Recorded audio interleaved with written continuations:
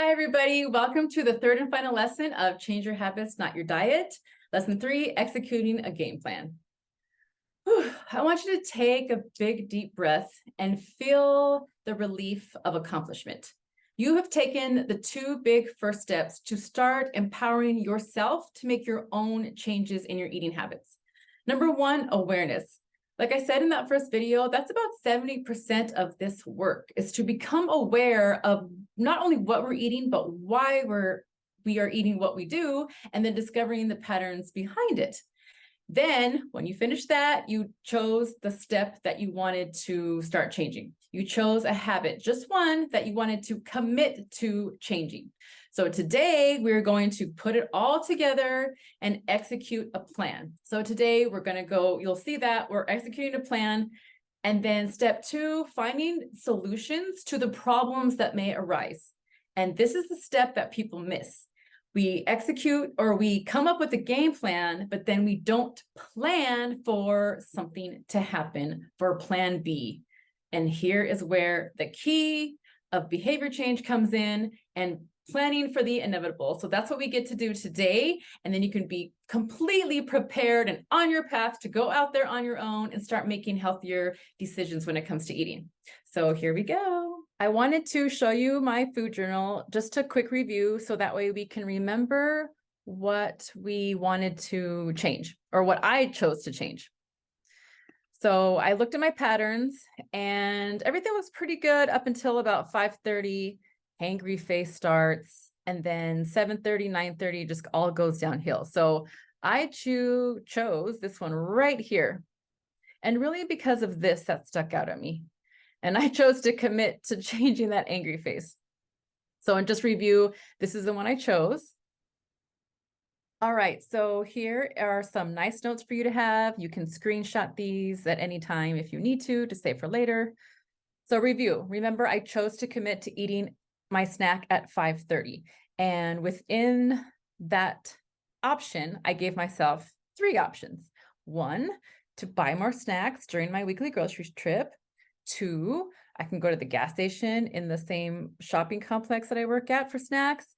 And then 3, I need to schedule a 10-15-minute break so I can eat these snacks. So which one do I choose? Step 1, choose the option that's easiest to accomplish first. Why? Because you need to build your confidence in healthy decision-making. For a while now, you've been asleep, unaware of your eating patterns, unaware of why you're eating those things in the first place. Now that you're awake, it's time to build that confidence in your choices. So between these 3, I'm looking at them like, okay, which one is the one I know without a doubt that I can accomplish? Number 1, I am already in the habit of going to the grocery store on Sundays.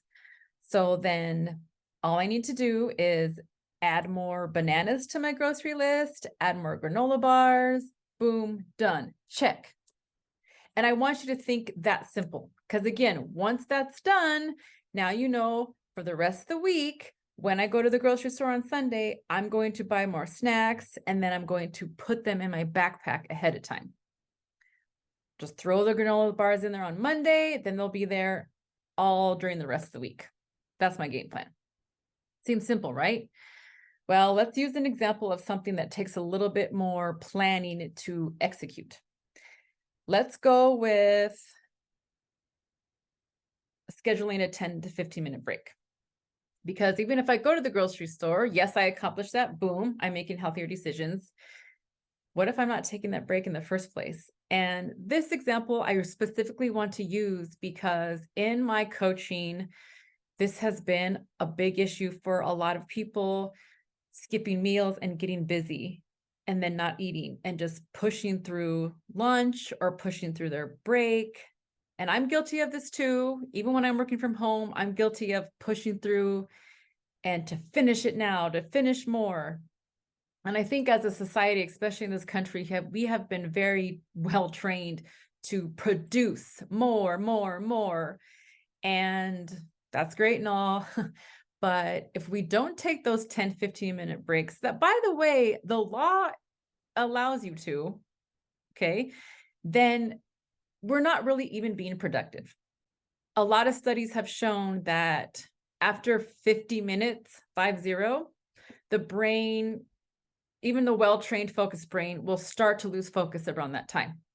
That's why if you notice in high school, classes are 50 minutes and then 10 minutes to chit chat with your friends and get to the next class. That is no accident. That was scientifically designed. You max out your focus, release for 10 minutes, come back to the next subject or come back to what you were doing. And I really want to stress that because, like I said, I know this is going a lot. I know this is happening with a lot of you. So we're going to work on how to schedule a 10 to 15 minute break. So we're going to go through these steps. Here we go. Once I decided, okay, I'm going to choose to commit to scheduling a 10 to 15 break. So what do I need to do that? I need to find a natural break time. So I don't want it in the middle of my task. And as a personal trainer at the gym, I obviously, if I have a client at 3:30, I'm not going to schedule that snack time at that time. So I need to find a natural break time. The second thing I need to do, because I'm not in the habit of eating a snack at that time, I need to create a cue. Brains love cues. Ding, class is over. Ding, time to eat my snack. So boom, I need to set an alarm to remind me. Okay, so I have 2 action steps in this plan. Cool. Then the next step you need to ask yourself, when can I do this? I have a natural break at 4:30 when my client is over, and I always walk her to the door, and it just seems like a natural spot for me to kind of take a breather. I've had 2, 3 clients in a row about that time. It's time. Next question. What could get in my way of this, right? You could have the best game plan in the world, but we need to plan for life when things get in the way. I get in my own way. I start chatting with my coworkers. I'm not going to blame them. If any of you personally know me out there, I love to talk. So I'll start talking, and then the next thing I know, time has gone by and now I'm hangry. Second thing, gym members come in to chit chat in the office. We have a very personal gym. It's privately owned, and members like to come in and chit chat with us or ask us questions. And about 4:30, the after work crowd comes in. So again, I start talking, and the next thing you know, I'm not eating my snack, and then I'm hangry buying fast food at night. So these are the 2 things that get in my way. So now that I'm aware that these things are getting in my way, what's the solution? I need to get away. Like I said, I'm not blaming my coworkers for this. I'm a chitty chatty woman. So in order for me to put myself first, I need to walk outside. I need to get away from everybody.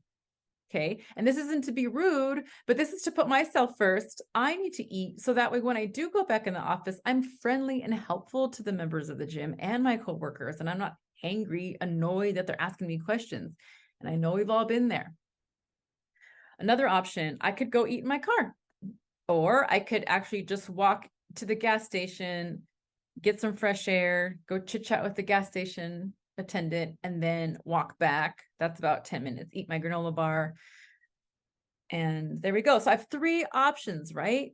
3 solutions. Boom. Get my butt outside, prioritize myself first, and eat my snack. And I know these sound simple, but the key is we haven't thought about that before. I hadn't thought about that before. I just started talking away, having fun with my coworkers, pushing through work, not realizing why I was so starved by the time 7:30 came around, and I keep getting wings or In-N-Out, right? Because I'm hangry and I can't make good decisions. So I'm putting myself first, and I'm going outside to eat my snack. So now is the game plan. And you can either write this in your journal, you can tell this to me. Actually, what I would really love you to do is write your game plan in the comments in this video, because writing it, even it's here or typing it, helps get that in your brain, and it helps you kinetically, just like a workout, move through your body. And so your body feels natural that this habit is about to happen. So at 4:30, after my last client, I will grab my snacks and go for a walk, or sit at the picnic table we have outside to eat my snack. Notice you need to be really specific. Second thing, if I forget my snack, I can walk to the gas station. If the weather is bad, I can chill in my car for 10 to 15 minutes. If it's raining here in Southern California, I can go to my car, enjoy the rain, eat my snack. Maybe I won't, I don't know. But the point is that I have lots of options here. I have a game plan. Now, how am I going to stay accountable? Having a game plan is great, but we need to stay accountable. For me, I love my planner. I still have an old school planner and I write everything down in there. And so when Monday comes along, I look at my planner. Hey, today at 4:30, I'm going to eat my snack. And then I can also let my coworkers know, hey, I'm going outside for 10, 15 minutes. You know, the world will not end. I know we all take our jobs very seriously and very important. And sometimes we think our coworkers or, you know, if we're the boss of a company, that people can't survive without us. But guess what? They can. If it's an emergency, hit me up on my cell phone. If not, I'll be right back. I'm going to go eat something. Okay. They have no problem with that. Cool. Bye, Carla. Now they know where I'm at. Now I'm giving myself accountability because I'm letting somebody know this is my plan. This is where I'm going. And then also for myself, I'm going to log that into my action. Log that action into my planner. And you know what? Have fun with that. Give yourself stickers, give yourself an endorphin fix of getting that check mark to-do list. Stay accountable. Do not skip this step. It's very important to consistent change. And then the last step we'll review is evaluate it. At the end of the week, ask yourself, how is this plan working out? Did I go and do what I said I was going to do? Do I need to adjust anything? Life is full of change, whether we like it or not. I could get a new job and I need to readjust my plan, right? Just keep reevaluating, seeing what's working, seeing what's not working. Nothing is set in stone. Like I said from day one, have fun with this. Maybe in evaluating this, I notice, hey, I'm not setting my boundaries. I need to cut myself off from talking. I'm hungry, myself first. Little things like that, start to evaluate and then make changes as you go along. And that is your lesson. I know this video is pretty cool. It was light outside and now it's dark, but I wanted to make sure you guys get this lesson in. It's so exciting that you guys are finishing this last step.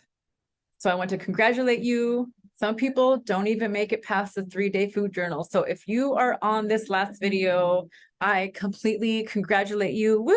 I give you a 10.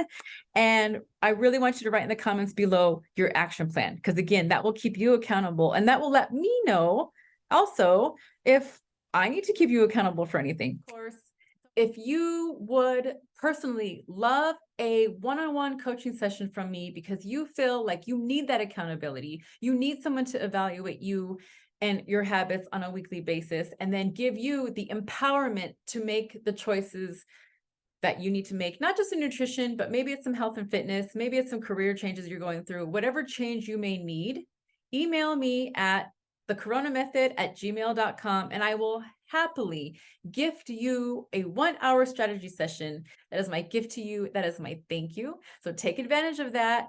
I'll hear from you on the email and have a wonderful new way of looking at your eating patterns. Till next time.